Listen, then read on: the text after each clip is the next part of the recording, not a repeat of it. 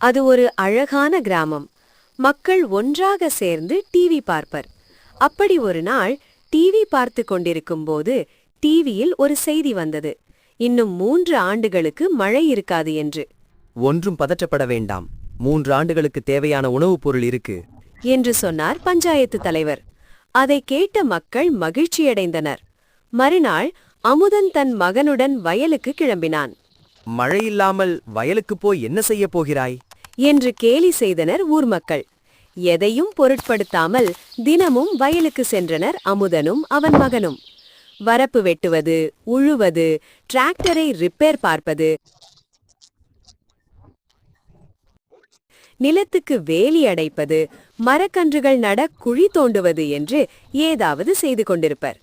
அப்பொழுதும் ஊர் மக்கள் இவனிடம் ஏன் தேவையில்லாமல் வேலை பார்க்கிறாய் என்றனர்.